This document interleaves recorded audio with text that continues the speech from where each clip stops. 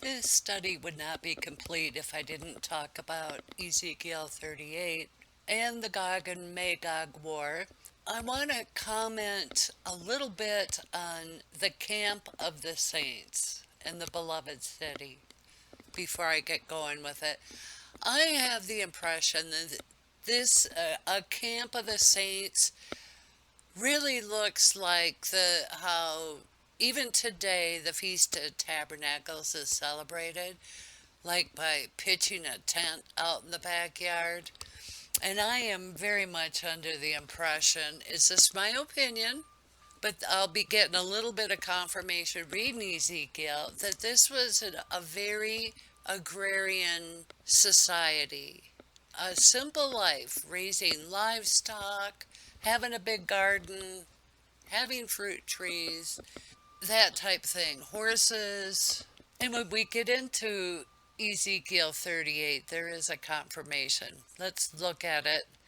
I'm not going to read every word of it, but I will point out a few things to kind of keep it simple. This study is getting very lengthy.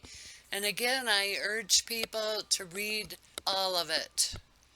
The reason I prefer the King James is every word matters. Over time it gets increasingly more corrupt and changing to be conversational.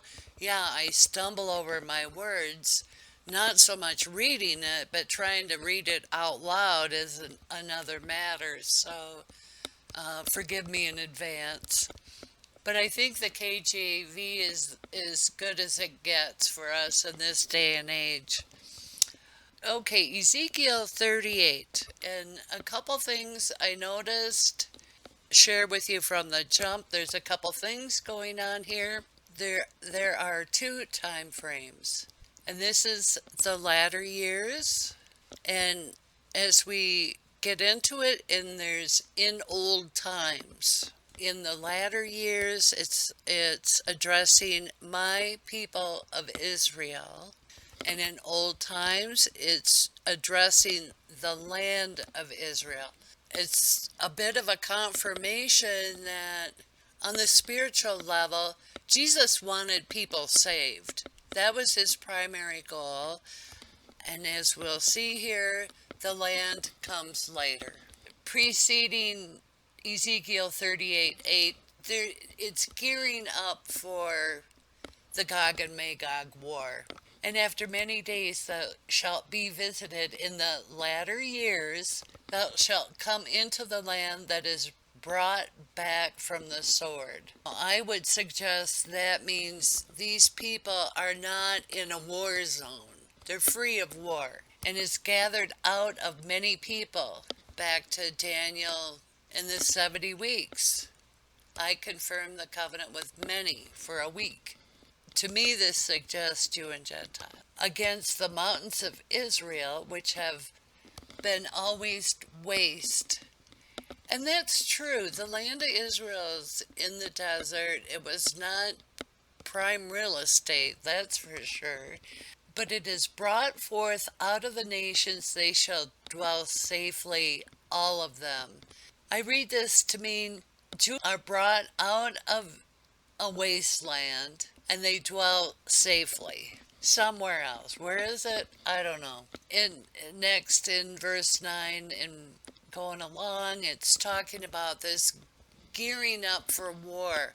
They want to plunder these people that are protected of God. Verse 11, and thou shalt say, I will go up to the land of unwalled villages. I will go to them that are at rest, that dwell safely, all of them dwelling without walls and having neither bars nor gates. It's talking about taking a spoil, to plunder them. To take a spoil, to take a prey, to turn thine hand upon the desolate places that are now inhabited. I think through God's work, he himself made these lands desolate, in my opinion, and re-inhabited. And upon the people that are gathered out of the nations which have gotten cattle and goods that dwell in the midst of the land. So this is where the agrarian society comes in, and there's more. And then it's naming names about people that are ganging up to take a spoil, to carry away silver and gold, to take away cattle and goods, to take a great spoil. And they're not poor. They have some riches, silver and gold. It isn't, I wouldn't say like living like a monk, but living a simple life compared to today, for example. And I'll probably talk a little bit more about that, my take on all of that. In that day, when my people of Israel dwell safely, shalt thou not know it? And this is where my people of Israel, they're not in Israel, but he's protecting his people of Israel. And they will come from a place out of the north parts, all of them riding upon horses, a great company, and a mighty army. Now that's agrarian being on horseback. I don't know how you make something figurative out of being on horseback. But if I had to take a pick about who came out of the north, I would say the Tartarians. And they're going to come against my people of Israel as a cloud to cover the land, and it shall be in the latter days. I will bring thee against my land, that the heathen may know me when I shall be sanctified to thee, O Gog, before their eyes. God's using this disastrous time to bring people to him. Okay, now it's completely switches gear into old time, and it's talking about God shall come against the land of Israel. The land of Israel. If I were to venture to guess, this would be the first Gog war from the tribulation period that destroyed Israel and the temple and all of the above. And there's some confirmation going on. There's a great shaking in the land of Israel, and all the men upon the face of the earth shall shake at my presence, and the mountains will be thrown down, and steep places shall fall, and every wall shall fall to the ground. These are major catastrophes at God's hand. This reads like the tribulation period to me, and I will plead against him with pestilence and with blood, and I will rain upon him and upon his bands, and upon the many people that are with him, an overflowing rain, mud floods, and great hailstones, fire and brimstone. Thus I will magnify myself and sanctify myself, and I will be known in the eyes of many nations, that they shall know that I am the Lord. Now, number one, I'm thinking there's two Gog and Magog wars. Like, Gog has been an enemy of God and of Israel, his land, his people, maybe since time began, and it's the devil himself, Satan himself. And that's number one. It's like an already, not yet. Like there's a Gog war at the time of the tribulation, but it's not over yet. He's coming back.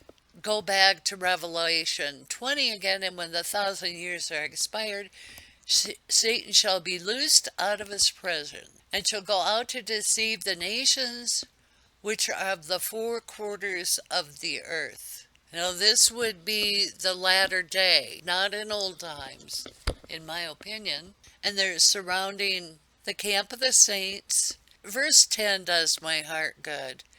And the devil that deceived them was cast into the lake of fire and brimstone, where the beast and false prophet are, and shall be tormented day and night forever and ever. In a certain sense, kind of our society has really built up a narrative to be, there's so much fake around our world. You know, it's like building a narrative. I'm not expressing myself very well, so I'll wind this one down. Ezekiel 38 is really worth a reiteration. Admittedly, I hadn't read it in a long time, and I'm really glad I did, because it's like gold nugget coming out of the Word.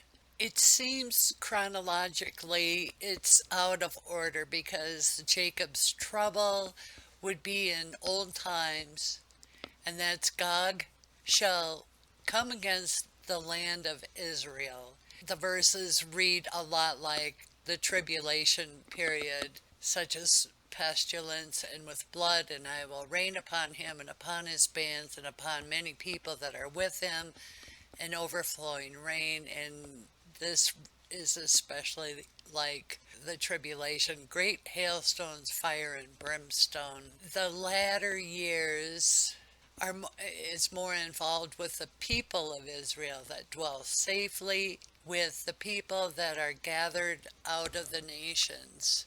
What does that mean? How can we possibly apply this? I'll look at the timeline again. And some of these things we know to be in order: Jesus' death and resurrection, Pentecost, the tribulation period. And if we're in a post-millennial reign of Jesus time, Jesus had established some land that's been made clear. Satan is loosed for a little season, and then they talk about the Gog and Magog war. Now, I haven't studied this out as well as it should be, put that on the list. But during the millennial reign, it became clear that nations such as Egypt were not all the way on board with this millennial reign of Jesus. They were disobedient and they were punished for it. What I'm getting at is there could have been a building of nations even before Satan was loosed because of the rebellious heart of man. I am not saying exactly where we are, but the nations going up against the unwalled cities could very well be in the past tense because they're coming up against them on horseback. How do we rectify that? So Gog and Magog could be an ongoing event, quite possibly. We've got to take all the scriptures into account.